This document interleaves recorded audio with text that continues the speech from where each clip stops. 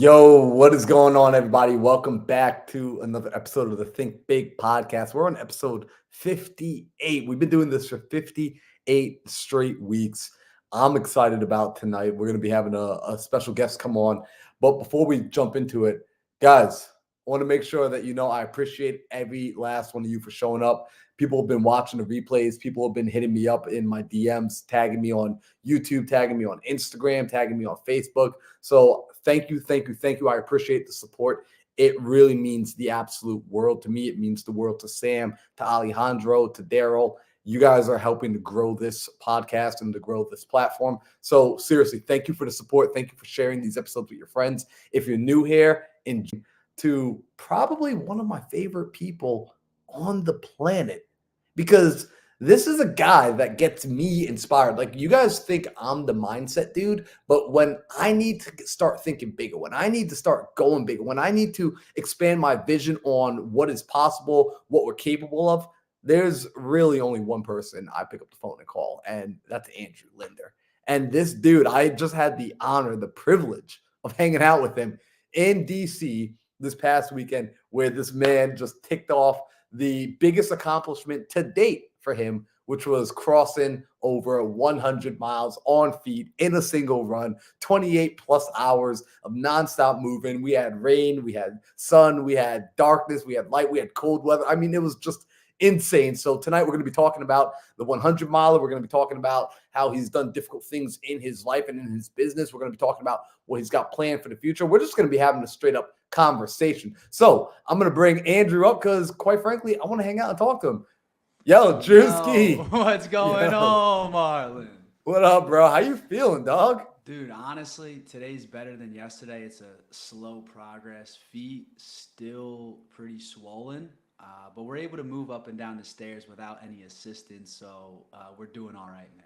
Bro, I love it. Yo, yesterday when I saw your IG story of you getting out of the ice plunge and you had Eric helping you out, bro, absolutely love that, man. So I mean, what are we right now? We're 48 hours, right? 48 hours outside of you having completed your first 100-mile race, which we're going to be talking details. I want to know about that. I mean, I got to be there with you on that, but I want to open up for everyone. But before we get into that 100-miler, right? I'm so freaking curious, right? Like, were you always a runner? Did you grow up just being like this dude that was like, yeah, I just run long distances and like this is just something that's been innate to you? No, absolutely not, man. I mean, I come from a competitive family, and growing up, we played sports. So I was played football, I ended up playing college football. I never ran further than a mile before up until 2019. And then in 2019, I got done playing football, and I was getting ready to leave for the police academy. And my dad we were just talking about Goggins, and he was like, "You won't run a marathon." And I signed up for one that day. And then, like 9 weeks, I think it was 9 weeks later, I went out and completed my first marathon. Very minimal training. I just wanted to go out and do it, and it was brutal. It was brutal because my body was destroyed after with no training, just showing up and doing it. But that kind of sparked this whole entire thing. Dang, bro. So really it just your pops introduced you to Goggins. You found out like, all right, there's this like kind of nutcase out there that's just doing difficult things. And you got humbled. It sounded like you got humbled by that first marathon. Yeah, man. I mean, I didn't even know a marathon was 26 miles. And then I'm listening to Goggins run a 100-mile race. He did the Moab 240. I'm like, wow, this is insane. And then that kind of like made my mind think, wow, okay, there's so many more barriers to break here, right? Rather than just lifting weights and running sprints, because that's really all I did growing up playing football. You didn't run long distances.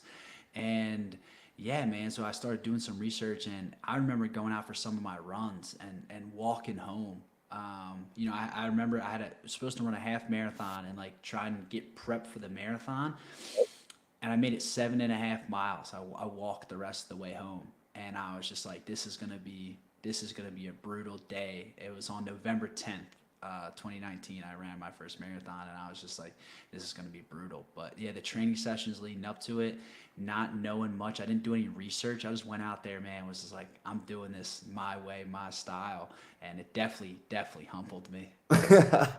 Yo, like let's talk about that too a little bit, right? Because there's that, we like start to build up an ego, right? Like as athletes, we start getting into our heads like I could do anything I want. But I like what you said, right? You try doing it your way, your style, and it beat you down. So what changed? Because again, we're talking about 2019 Andrew Linder trying to run his first marathon, being absolutely defeated by it, to 2 days ago, you just crossed the line on a 100-mile race. Like, what started to shift? And I know the answer, but I want other people to hear, because I want to give everyone the context too. Andrew to me is one of the most disciplined human beings on planet freaking Earth. Like Alejandro and Andrew, two of the most disciplined humans I know. Your work ethic is unmatched. So I want to know, like, what was that process and that journey and that transition like? Yeah, well, I think when I ran that first marathon, it was really just an ego thing. It was my dad Mm-hmm. saying I wouldn't do it, and I was like, okay, well, I'm gonna do it. And then as the process of getting into running and going down this mental journey, I got back into running about 13 or 14 months ago. So I did run that marathon, and then I pretty much took a break. I never really ran more than a 5K until about 13 months ago. That's when we met each other. But I started getting back into it because of the mental side of it, and working in law enforcement, and wanting to be better mentally every day, and not just like strong in the gym, but how can I put myself in tough situations, and doing these, signing up for hard races, signing up for hard workouts. Those were the things that I wanted to do. So 2019 Lynn, man, 2019 Drew, he was just the ego maniac, just wanted to prove my dad that I could do something.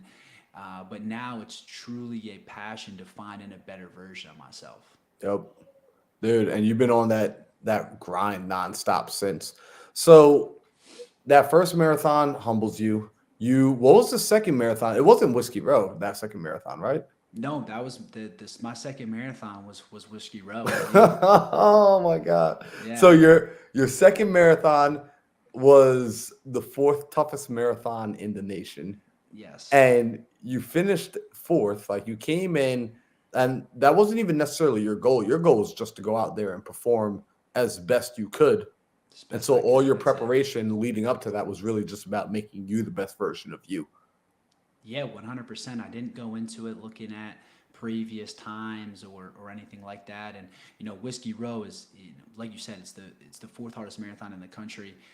There's really nothing on the East Coast that can mimic that trail, right? Nah. Like the elevation and everything. So I was just running, and I was like, okay, I'm going to be in the best shape that I can to go out there and do it. And it ended up showing. Whether I came in fourth or 44th, it was about me putting in the work beforehand, knowing that I would go out there and give it my all, and also put the best performance that Andrew Linder could put up, and that's what I did on that day. Bro, I loved it, man, and it was intense to watch your training regimen for it. Also, shout out to Kirk Anderson. He says his dad ran Whiskey Row every year, and he's been a runner his whole life. Me and Kirk were actually talking about that a little while ago. So, what I think is interesting is you started training me for my first marathon, which you still train me right now. You're the reason, like, I'm in phenomenal shape, the best shape I've ever been in my life, quite frankly. And what I started to discover was during the training process how mental this entire game was. The waking up knowing that, hey, today I got 10 miles to run, I got 15 miles to run, I got an 8 mile run, I got sprints, I've got 45 minutes to be out there. And I had to start compartmentalizing my life in order to make time for this. And easy for me to do. I'm an entrepreneur. I work for myself. I can make my own schedule whenever I want. You, on the other hand, you're an entrepreneur, you're an athlete, and you also hold down a full-time job. And you and I were talking about this in DC. How are you making the time to do the training? Because when you're training for marathon, when you're training for ultra marathons, when you're training for some of the things that you've got on your schedule, we're talking about hours of needing to be in the gym. Like, where are you getting the time to do that? Yeah, I mean, the simple answer for you is you got to make time for things that are important to you. right? Like that's why on my hat it says make time for it, because I tell anybody that when they ask me that question, if I told you there was going to be $1 million in the gym tomorrow, you would be there, you know? And Facts. it's like, what's more important to you? And for everything that I have going on, and we spoke about this a little bit, but me working out and me training, it's a non-negotiable for me having a successful day. So me getting out there, me getting my miles in, do I want to do it every day? No. But I know that those training sessions are going to pay dividends, and they're just cookies added to the cookie jar, especially the days that I don't want to do it, especially on the long runs. And I'll be able to pull from that cookie jar, whenever I need to, and I definitely needed to this weekend. Yo, so let's talk about that. Let's get into this race, man, because this weekend was, you know, I don't think a lot of people get to experience what we got to experience this past weekend, which is what, from my point of view, what I saw was men and women, especially you, but like in general, men and women who came out to an event to literally suffer, to put themselves through actual hell for the sake of getting better, for the sake of breaking through limitations. And I mean, it's a beautiful process because going into it, right? Like when you sign up for a 100-mile race, there's no one that I don't think there's anyone that signs up thinking like, oh, yeah, this is going to be easy. This is like yeah, like you just, yeah, I've been training all year for this. This is just going to be good. Like, at some point, no matter who you are, there will be a breaking down physically. There will be a breaking down mentally, emotionally, spiritually. So, like, let's talk through this. This was your first race, 100 miles. What did you discover about yourself? Like, what did you realize out there? This is a lot to unpack here, man. And I mean, you saw me through it, right? Running 40 miles with me, and thank you again for that. But this was the biggest like mental breakthrough that I had of just realizing like the things that like truly are important, and honestly more so the things that like aren't important. I think we waste so much time focusing on things that like don't matter, people's opinions that like aren't gonna matter to us, and just like those little small things, Marlon, and being out there in the middle of the night, 70 miles in, it's pissing rain down, like just calming down. You're freezing cold, and you don't want to run anymore, and you really realize, start thinking about like the things that truly matter to you. And to me, man, every time, just to put it in perspective for people, when Marlon was running with me, our other pacer, the other pacer that I had was my friend DJ. Their biggest sense of motivation to me was to get back to the boys, right? I had my team, the RPM crew. We're at Camp Tufi, one of the aid stations, and it was like, Lynn, we just got to get to Tufi. And I'm telling you, like, that got me through it. And like, just to have amazing people supporting you, you can just feed off their energy. Like I put in my post, man, you can, if you want to go fast, right, go alone. But if you want to go far, go together, man. Build a team that can get you through it, and pull you out of the dirt. And that's really the biggest thing that I learned out of this whole entire thing. Bro, I absolutely love that you say that. And also, looks like Sam is backstage, so he might be hopping up soon. But the biggest thing, bro, like, is I got to see that firsthand. The team that was put together, that crew. So for people that have never run a big race, like an ultra marathon, anything like this, what you do is, it's not, and Drew, you kept reminding me of this, right? Like, it's not a single man running this, right? Like, it's not you by yourself. You kept telling that to us all the time. Like, guys, like, this is not Andrew running 100 miles. This is the crew. The crew crossed that finish line together.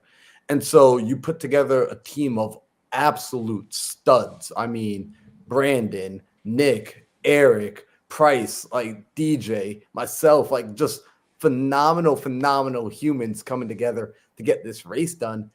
And what was so fascinating to me was every time we got to one of those aid stations. So for people listening, the aid stations were stationed out every about 8 miles, every 8 miles or so, 6 to 8 miles, you Having finally got to flashbacks. see a friendly face.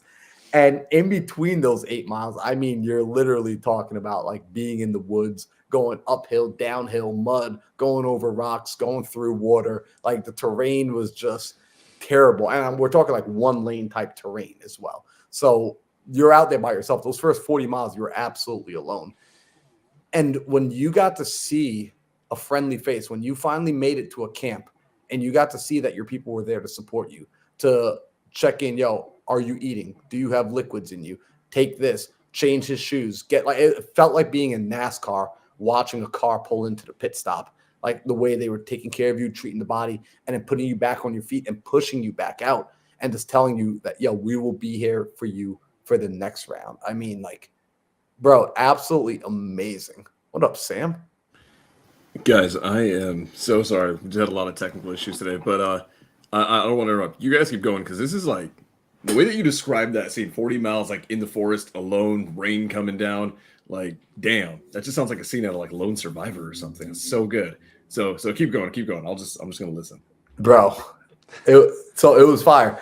And so let me ask you this: as you were putting your team together, because your team really, there are points out there, Andrew, where I never doubted that you were going to finish this run. Like I knew you were going to finish this race. However, I saw just how critical it was that you had the right people out there, that you actually had prepared to put the right people out there. So when you were preparing and you were thinking about like, I'm going to go and do this thing I've never done before. I'm going to go tackle this ridiculously difficult task. What was your thought process with the people you picked? Because, for example, you had me come out and my job was to pace you, which for people that don't know what pacing means, it means I was out there to run with him, to keep him moving at a certain speed, to keep him locked in at a certain time. I'm not the fastest runner, Andrew knows. I'm not the highest endurance athlete that Andrew knows. Like he knows world-class runners, world-class athletes, yet you picked me in along with the other guys on the crew. What was your thought process when you were forming your dream team? Yeah, the biggest thing, and I'm glad you alluded to that. Zero egos. I needed zero egos to be there, right? You know, to be in the woods and you're away from your, everyone's up for 30 hours. Like I'm up for 30 hours, but everyone else is up for 30 hours, right? I'm coming into the aid station. I have all grown men with me. Dante Price is taking my clothes off, drying me off, and putting warm clothes on. Do you like if he had an ego? Do you think he would have done that? You know what I'm saying? I have people who, like you said, are a lot faster than you, a lot faster than DJ. But I needed guys who were going to be able to pull me out of the dirt like you guys did in those moments. You know, like you saw me at my most vulnerable position ever in my life, those final 6 miles, right? I needed someone that I could trust that could carry me through that moment because I knew I was going to reach somewhere near there. I went way past where I thought I was going to go, and I knew I picked the right people. And dude, like even like Vlay having the right camera guy, like he'll never get enough credit because he's never going to be in all the photos. He's never going to be in the videos because he's the guy taking all the videos. But dude, he's out there in the freezing rain doing all this stuff. He's not sleeping. He's not eating all the food he wants to eat, right? So yes, I'm the guy running, but I don't get the job done if it's not for everyone. And that's like when me and Brandon talk about it. That's my best friend. We go over like, hey man, who are we gonna put together that we can make sure all this stuff works? Because everyone's tired, everyone's going through it. So if you have a bunch of egos, everyone's just clashing heads. It's never gonna work. So that was the biggest thing, man, and that's how I assembled the team. Dude, I love that because it's the same thought process too, even like when we're in business, right? And these guys that you did, like, what's cool about this is like you just did one of the toughest things physically, but you also do business with these guys as well. And it's the same thought process that comes into putting that team together. Like, Andrew, I'm not kidding you. When I came home, I started on the plane ride home yesterday. I was reevaluating all of the friendships that I have in my life, all of the people that I do any sort of business collaborations with, any partnerships with. And I just started thinking, like, if the team does not look like the sort of team that I had the freaking privilege of being a part of this weekend, I don't want it. That team's not worth anything to me. Because seeing the way, like Sam, if you could have been there, you would have seen just the most amazing things. We're talking 5 different dudes who are all pointed in the same direction because of one man's vision, one man's dream, which was so large that all of us could find space inside of it to come together on a project. And what's cool is it was a test run for what you got coming in 2024, which like what do you got? Can you share what's happening in 2024 that this was essentially a precursor? This was the warm up to. Yeah, I mean, and that was it, right? It was a great training session, ideally for what we have in 2024. In 2024, we're starting March 1st. We're going to be going pier to park from Santa Monica Pier to Central Park, New York City, over 3,100 miles with a 15-pound weighted vest, doing something no one's ever done before, raising money for sex trafficking. So that's the big one. This 100-miler was definitely a test run, but it was a great training session for the big day. Bro, pair to park. So literally on foot On from foot. Santa Monica, Santa right, which Monica. is south from the fields of Fresno, in which Sam hails, all the way out to Central Park, which is where I used to go and hang out. Like, this is nuts. And what's crazy about this, right? Like, and here's the thing I want to highlight is you said with a weighted vest, right? I'm so curious. Why the weighted vest? Well, I know the answer now, but I want other people to know the answer to this. Because so roughly 300, like 320 people have ran across the country, but no one has done it with a weighted vest. So we're gonna do that, do something that no one's done before, get more eyeballs on it, and we're doing it to raise money. I'm doing it for sex trafficking, something I'm really passionate about. And when you do something that no one else has ever done before, more people will look at it, more eyes will get on it, and more eyes will be at the cause. Bro, I freaking love that. And that's right up there with even like something Sam is very actively building his business to be able to go and really prevent the modern day slavery, right? To really go and eradicate it from this planet, which I believe you two have even had a conversation on that in the past. I don't know if you guys ever got to connect about that in the past, but I love that. So as you're gearing up to do this run across America, right? What does that look like from a standpoint? Because you're still, here's the interesting thing about Andrew, right? Everyone, like, you hear these sort of things and you think, right? Because someone even commented, like, well, yeah, he doesn't have kids, right? As in, like, yeah, he's, look at him. He's a young guy. He's probably sitting on the couch doing nothing but like working out and drinking protein shakes all day. It's like he's got nothing but time. But I want to, like, remind people you work a full time W 2. And not only do you work full time like W 2, like, you have a decently stressful job. Are you comfortable like sharing with people like what your job is? Yeah, it's not an Yeah. easy one. Yeah, I work in law enforcement in DC. I work for U.S. Capitol Police, and yeah, so I'll be to be able to pull this off, to do what I want to do. I'll be working 7 days a week at the U.S. Capitol Police to then go ahead and be able to take the time to go run across the country, which should take around 78 days to do so.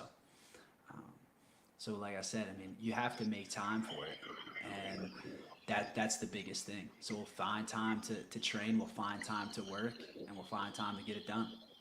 Bro, I freaking love that, man. And so, even like speaking about the finding time, because again, people want to do, and like you and I, again, we had this conversation in the car the other day.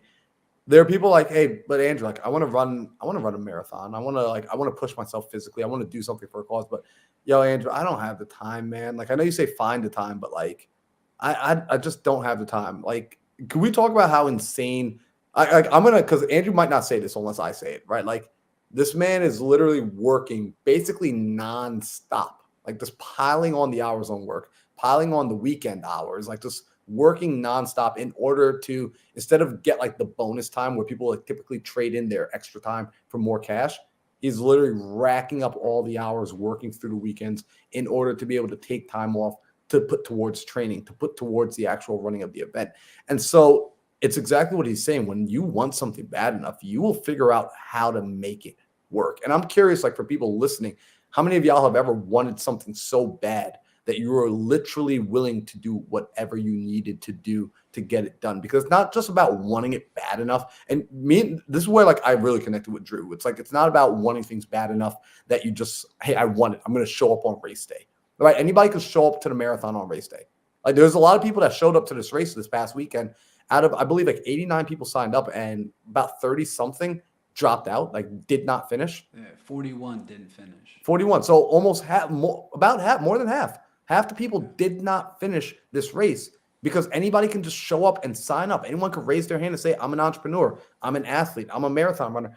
But to actually put in the work day to day, to actually make the time, to wake up early in the morning, to stay up late at night, to sneak in an exercise, to sneak in the phone calls, to do whatever you need to do in the in-betweens, to give up the useless behaviors, to give up the sitting and scrolling on social media, doing nothing, to be proactive, to intentionally put together a social group, a friend group, a team of people to help you accomplish that goal. That's a discipline and that's a sacrifice, right? Because when you're doing those things, let's talk about what you can't do.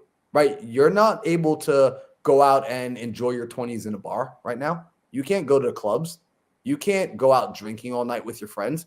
You got to say no to bachelor parties, right? You can't stay up all night watching the game. You can't stay up all night watching movies. You can't watch TV, new TV shows. Like those are things that those 2, 3, 4 hours, that's, you have to go out and you got to go run. In the middle of the winter, you got to put on your running shoes. You got to go to work and work through those hours, 16, 18-hour shifts, and then show up again the next day. Like, this is the level of, this is why Andrew is one of my favorite people. This is the level of discipline that y'all need to cultivate. And Drew, I want to share this with people, right? Like, is the fact that my discipline has increased as a result of befriending you, of hanging out with you, of like straight up like consuming your content, consuming your message, talking to you regularly, and seeing how you consistently show up to your life. My level of discipline has improved. Thank you, brother. Bro, thank you for that. I think everything that you just said about me, I truly do appreciate. And I think for people listening, though, don't look at me as like, oh, well, if I'm not doing all these things, I'm not doing something, right? Like, take the small wins. Right, like I didn't just wake up and run 100 miles. Like I had goals earlier this year that led me to be able to run 100 miles this past weekend. Right, like I did races before just to be able to run 100 miles. So don't look at like, oh, if I'm not doing something epic every single weekend, you got to find small wins. Like it was really hard for me to move today, but I made it to the gym. I made it to the gym and I sat in the sauna. That's a win for me. You don't have to do this epic stuff every single day, but do stuff that makes you feel good. Do some things that you might not want to do, and that'll make the bigger wins come a lot easier. Just keep stacking the small ones though first. Yo, I freaking love that. I'm gonna pass the mic over because like if I don't I'll just keep talking. I mean, I want to hit on this. So I think his name was Vince Lombardi. He had a saying. He was a college football coach, and my college tennis coach basically had echoed the same thing. And the idea was that everyone wanted to win, but winning isn't on game day. Winning is, and he had this saying. Lombardi would always say, "Winning is a habit. You don't win on the day of. You actually win 3 months prior." You win 3 months prior by showing up to the 6 a.m. weights, the 7 a.m. conditioning session. You win by showing up, like for collegiate athletes. We also won by showing up to class and make sure our grades weren't shit, so we didn't get put on academic probation. And then so I want to actually highlight something that's really important here. And it goes on. One, thank you for all the service that you've been doing, for your country in law enforcement, especially. I mean, it's phenomenal. But it's not even just winning about practicing. It's not even like about going into like you're winning across the board. It's not just the sauna and the fitness and the diet and the recovery. It's not even all that. You showing up and serving the country even more right now is you winning every single day. You making sure that you have not forsaken your obligation to the service that you are doing for the purposes of a greater mission, potentially a greater mission with this human trafficking, mission that you're fighting for. That's even bigger to me. I see people who embark on massive missions to make massive headlines. And what ends up happening is everything else freaking falls by the wayside, right? Everything else, family, relationships, friends, all other commitments, and they get away with it. Why? Because this grand mission is so much grander that everything else can fall by the wayside. So the fact that you are chasing something huge, but you're still committed to yourself, you're committed to your friends, you're committed to show up for them, you're committed to your job the way that you are, putting in more hours now than you've than you're required to. Because I'm sure you could probably take the PTO and just like dip for the amount of time that you need, but you're not. That is winning as a holistic approach. That is winning. And I can imagine that shit ain't easy at all. At all. So I actually do want to I do want to commend you on that, man. It's so funny. Marlon and I have been traveling together quite a bit, especially last like 5-6 months. And every time I hear about, the run across America, I'm finally glad that, we were able to say it out to the world, which is cool. And I'm always just like, God dang, that just sounds like this unsurmountable task. And then I found out it was going to be with a weighted vest on. And I was like, it got more unsurmountable. And so I actually want to commend you, man, for and how old are you? You're just turned 27. You're Jesus Christ. Okay, so see, look at that. That is so phenomenal to not just have the discipline, it's the discipline to do it, the discipline to chase the mission, but also the discipline to not forsake everything else. To me, that's huge. And why? Because in a time, you and I connected about this because I used to work for the federal government. At a time when I was a collegiate athlete, when I was working for the government, I actually allowed myself to forsake all other obligations because I had convinced myself that what I was doing in work or on the team was more important. You know what ended up happening? I lost so many important relationships. And what was unfortunate is that I'd convinced myself that I was in the right. And so I look at you not letting anything fall by the wayside, man. That is at 27 years old to have the discipline, but also the maturity to do that is outstanding. So I have to commend you on that. Another thing that I really just want to kind of highlight, man, is I don't know why you chose to run across America, specifically that act. That is a phenomenal act. But I do want to hit on this. I want people to understand why this is important, right? So Marlon knows this. I've been in contact quite a bit with a phenomenal human being named Tim Ballard. He's known from Sound of Freedom. He does a lot of things for combating human trafficking. Bro, why is that specifically the charge that you want to push? Why is that the mission that you want to raise awareness for? Yeah, so well, first off, Sam, thanks for everything that you said and about me. I really appreciate it. And with the sex trafficking, that's why I always got into law enforcement. At like a young age, I wanted to get into law enforcement, and my dad and my parents were kind of open, like, who are the worst people on the planet? And child molesters and sex traffickers. And that's just like in my house, those are the worst people on the planet. And I just wanted to make an impact. And I always wanted to take that step to like, let me go after the worst people. And in this like journey of getting into law enforcement, with the working in the federal government, like earning your stripes and doing that whole thing, that was always my like journey. That was always like my goal to go ahead and do.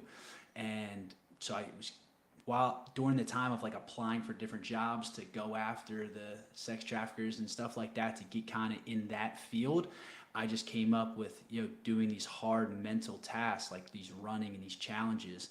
Then I thought about, what could I do that's just undeniable, that could bring so much awareness to something? Because like Sam, I could turn down a job in the federal government. Someone else will go take it, right? There always will be someone to take the job. But how many people are willing to go ahead and sacrifice 3 months of their life, train as hard that I'm going to train, to then go do something to raise awareness for this thing and run across America and do something that no one's ever done before? Well, no one's ever done it, so I'll say no one, but until me. And that's kind of why I was like, let me go do this. Dude, that is so good. And you're absolutely right. The federal government will 100%, by the time you leave the building, the new boot will be in. I want to ask this, man. You've done this phenomenal thing, right? Where you've got this mission, and like Marlon mentioned, like human trafficking is the most important thing for me. I actually got into federal government thinking that I want to do counterterrorism. When you see the realities of counterterrorism, human trafficking is very often the financial sector that allows them to do all the other shit they want to do. Right. And so the fact that you're fighting that mission still in your own way is amazing. But I want to hit on this. You've got the ability to fight human traffickers as an officer, right? Doing your day-to-day job. You have found a much more unique, headline-inducing, attention-grabbing way to do it. And I'm sure that through this, your entrepreneurial spirit will come through in a way, right? There will unlock more opportunities when you get the attention.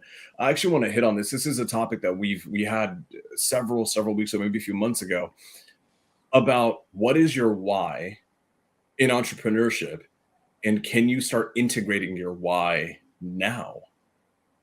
So a lot of people, they say, like for me, and I had to counter myself with this, and this was I met Tim Ballard and I saw everything he was doing, and I realized like I want to fight human trafficking. I want to help combat right the atrocities of that.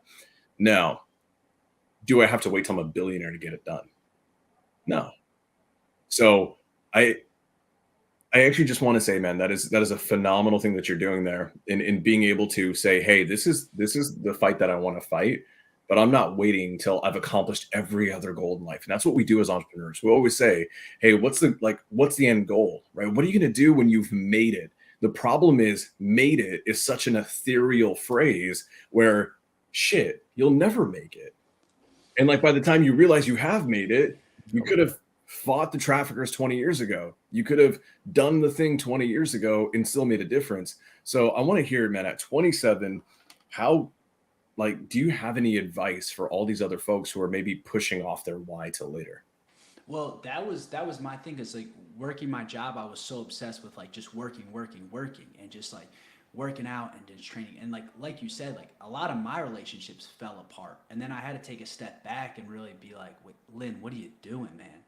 Like let's figure out what's important to you. And what I really want everyone to be inspired by when they see me go out and accomplish this with the team that I put together is that you can do remarkable things as a regular guy working a 9 to 5 or a regular woman working their job. And you might not think you have all the time in the world, but if you really dream about something that you can get something done.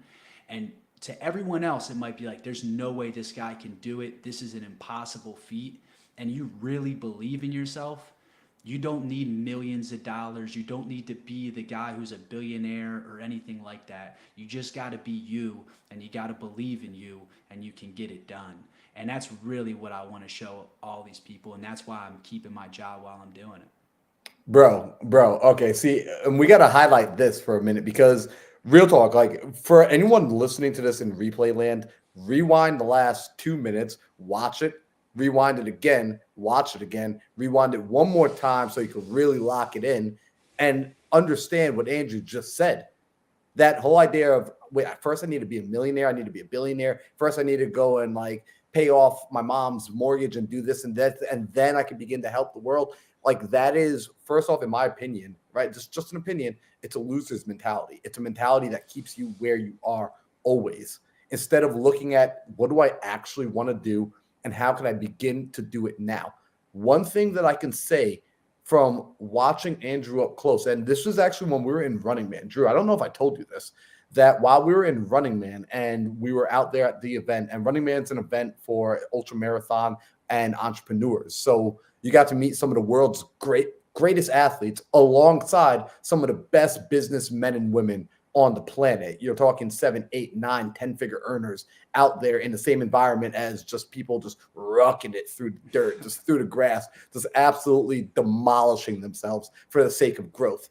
And I watched, Drew, as you were just having casual conversation with people and you were sharing with them, this is what you were up to. This is the vision. This is the plan. This is what 2024 looks like. And I watched every person's eyes go like, how do I be a part of this? How do I connect with you? How do I support? And my mind, I was sitting back and I was taken aback. Like I was impressed with it. I was on board. Like the minute you told me, I was like, yo, this sounds awesome. I want to do this. But I'm also a weirdo, right? Like I say yes to a lot of weird stuff. And I'm watching all these other people want to get and be a part of the vision.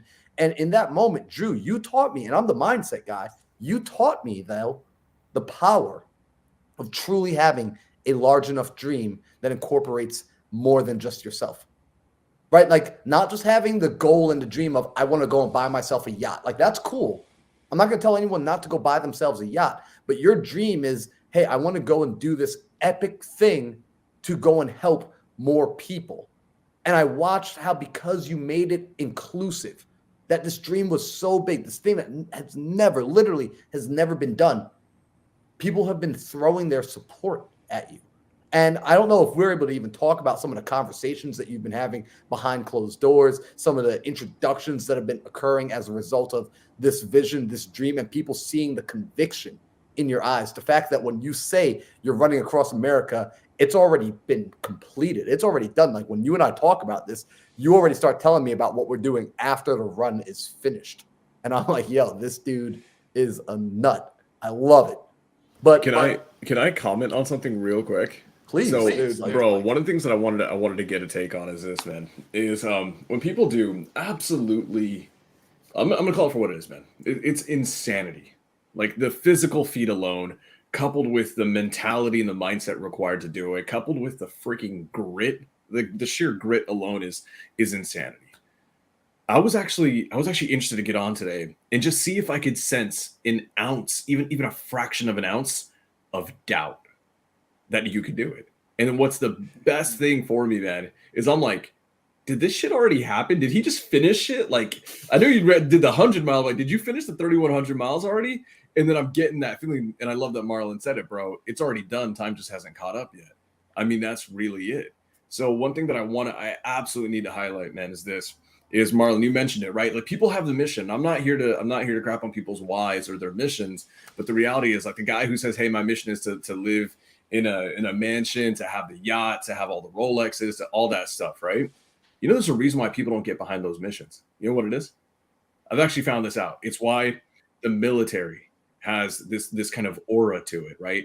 I mean, love them or hate them, be for it or be for another branch or not, the Marines crush it in their marketing. Why? Because they sell this idea of service. And one thing about Andrew's mission is his mission is not to serve himself. His mission is I'm going to go make the biggest headline that running has potentially ever seen, but I'm not going to do it for me. I'm actually going to take those eyeballs and not take it to me. I'm literally just going to grab it and pass the baton to where it needs to go, and that's to raise awareness for human trafficking. See, the key I've realized personally over the last year and a half by looking at my mentors, people I look up to, is that you want to have, to Marlon's point, a vision so damn big and so amazing that people want to get into it. That vision cannot serve you. You will inevitably be served by it, right? I'm sure Andrew's going to get so many opportunities that come through this, but the reality is his vision is not designed to serve himself. It is designed to serve people who need to be served. And that is the key, in my opinion, humbly, to the greatest missions there are. I love it. I got a question for you, Drew.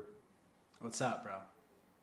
As you're gearing up for this, what's one of the more difficult challenges to putting this endeavor together, right? To put Pair to Park together? Like, what are you realizing is like, okay, these are some of the maybe unforeseen obstacles, or maybe these are obstacles we anticipated, but still some of the tougher things to figure out right now?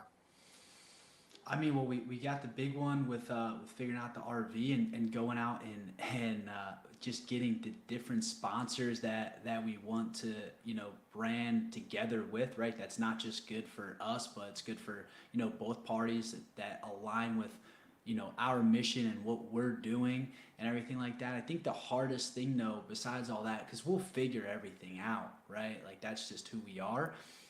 The biggest obstacle that is going to be the training with the work and with the lack of sleep, but we're already prepared for it. We already know that that's what's coming up and that's what we have to do. But to run 3,100 miles to do this thing, you got to train like a madman, and I'm ready for it. But that's the biggest thing, staying healthy during all that time. And I'm glad we got this great training session in this past weekend together. And we'll just keep that momentum going forward. And 83 days away before we head out, so it'll be good.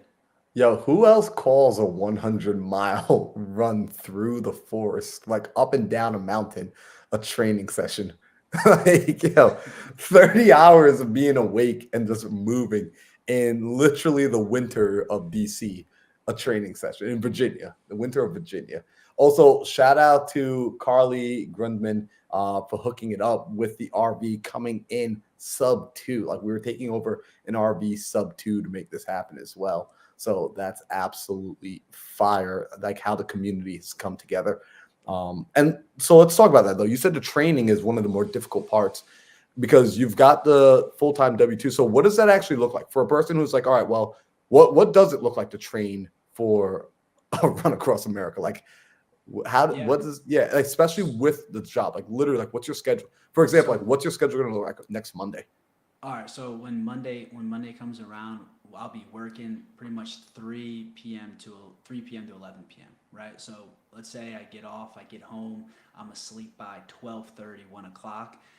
In the morning, we'll be getting up at 6 o'clock, heading out the house and doing a 3 mile ruck, right, with a 20-pound vest.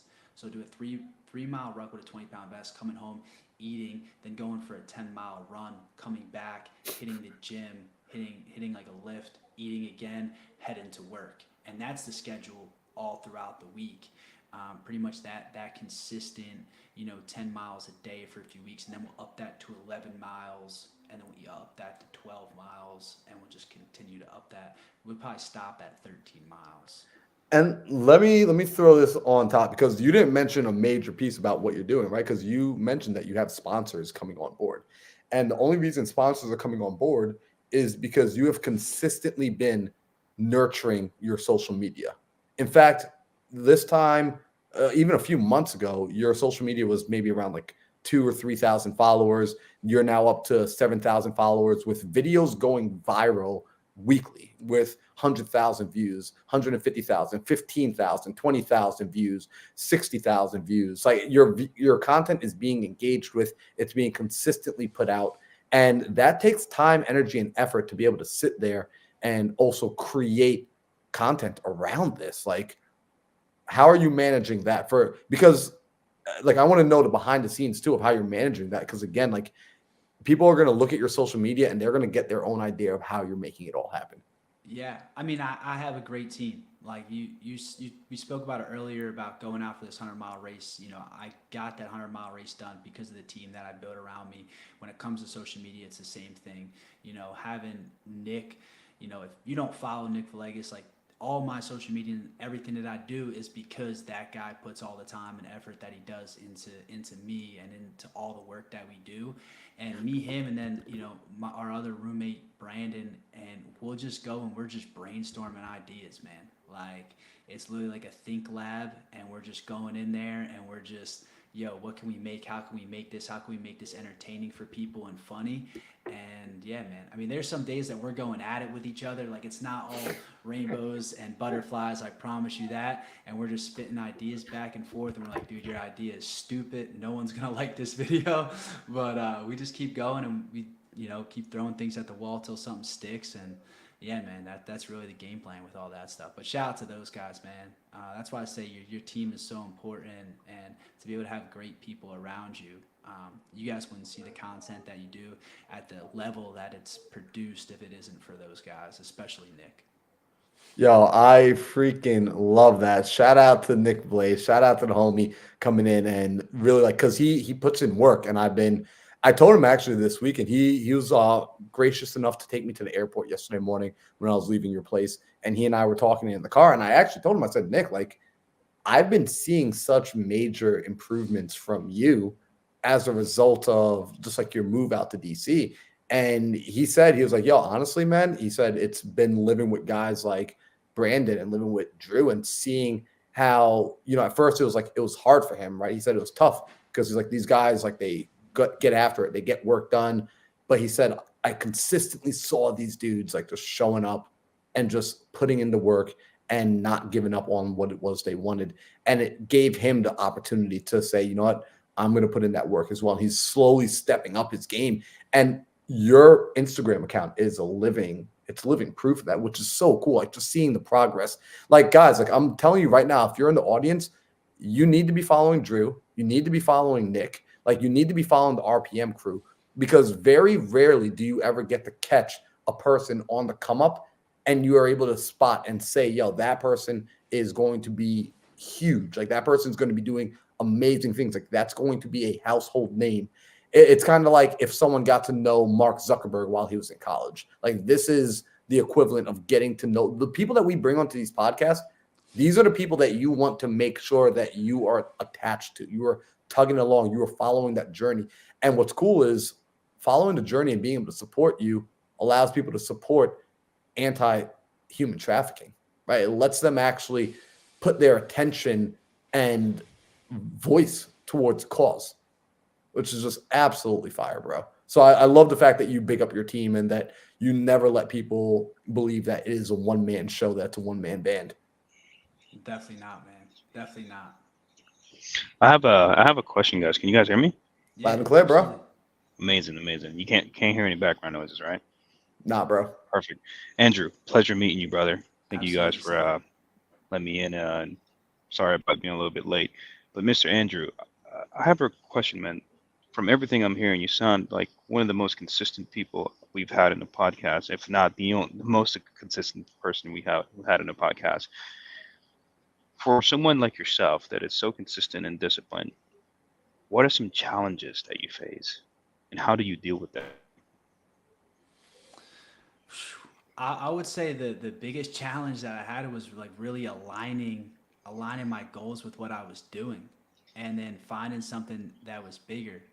Right now, I have challenges like everybody else. Like sometimes I don't want to wake up, I don't want to do the training session, but I have so many.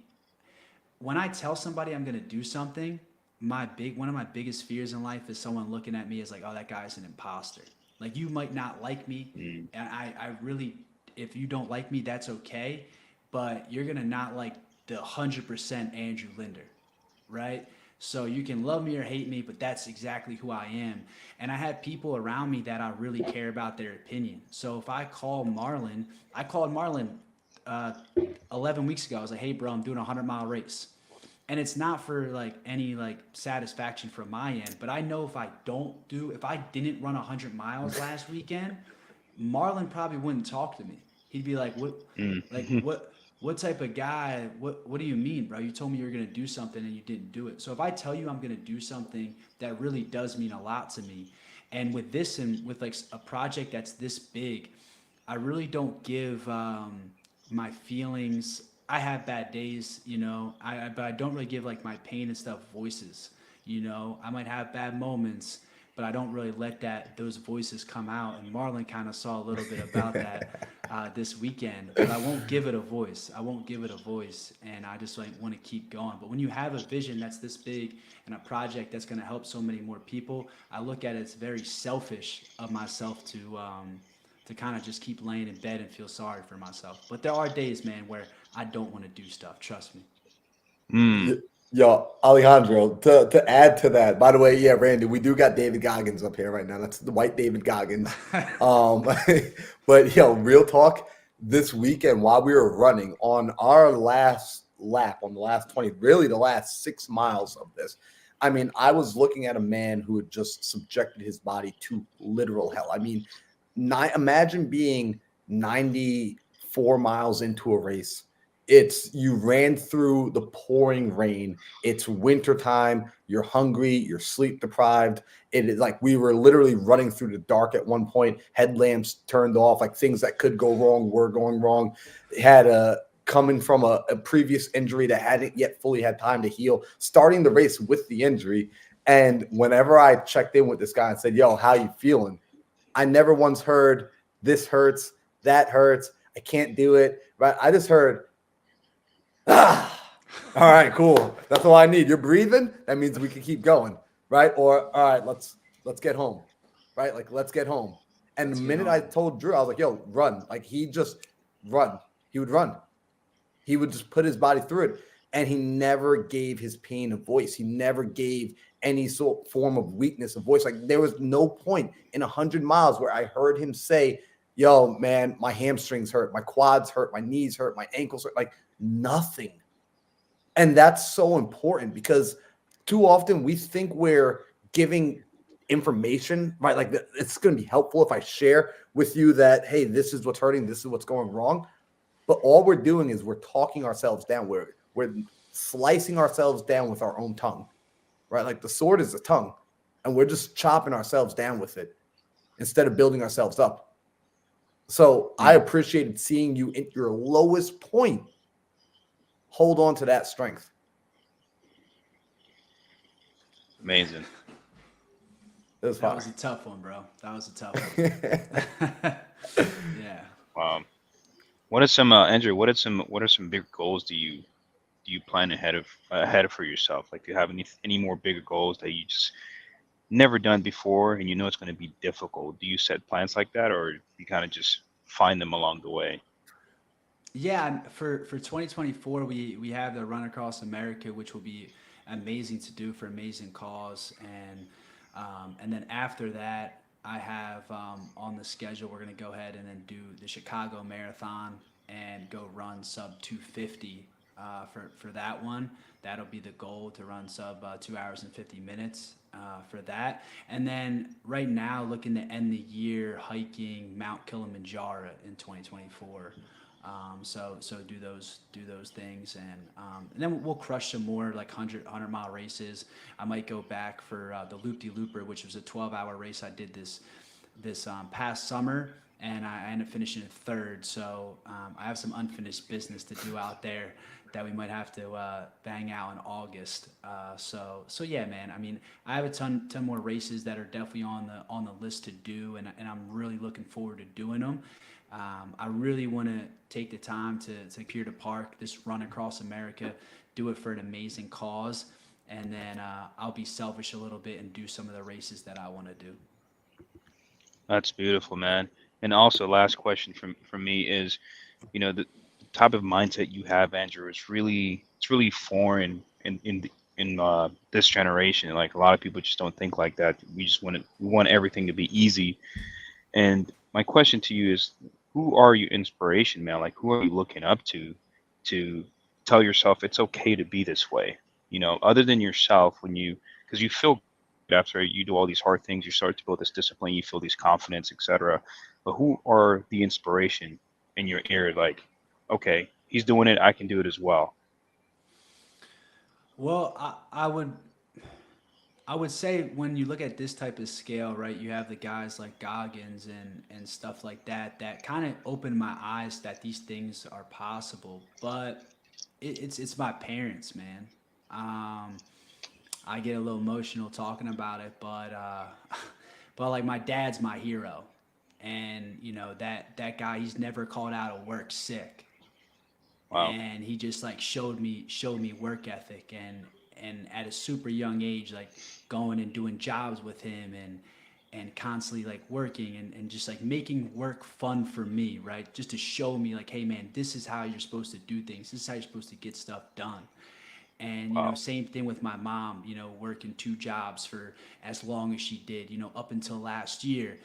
And those two, man, that's why I like, the long hours, and the early mornings, and the 32 hours through the forest, that stuff, they sacrificed way more than what I'm doing. So I would say those guys that we all see, like the Gogginses and the Cameron Hayneses that do these crazy stuff, they definitely open my eyes to it. But I wouldn't even be, a tiny pie in this piece, if it wasn't for my parents. Beautiful. Bro, I That's amazing. I, I have this really, it's something that I just kind of saw in you, and it's something that I've been noticing. I'm really big on pattern recognition, and I think that one of the greatest skill sets anyone can actually have or can work on is understanding the patterns in people that you look up to. And one thing that I'm starting to realize with people that I look up to is one core trait. So I want to ask you this question. You're doing all these phenomenal things. I mean, like, dude, the fact is, the 100 miles the warm up, right? That's kind of the crazy thing. The 100 miles the warm up. That in and of itself is a headline, right? The Pier to Park is a headline. Are you? And it's okay if there is, if you maybe you don't even know yet. Are you more in love with the process or the end result? Because you're chasing these headlines, and the headlines are unfathomable, but the process that you're doing day in and day out is also equally, in my opinion, unfathomable. So, which do you love more?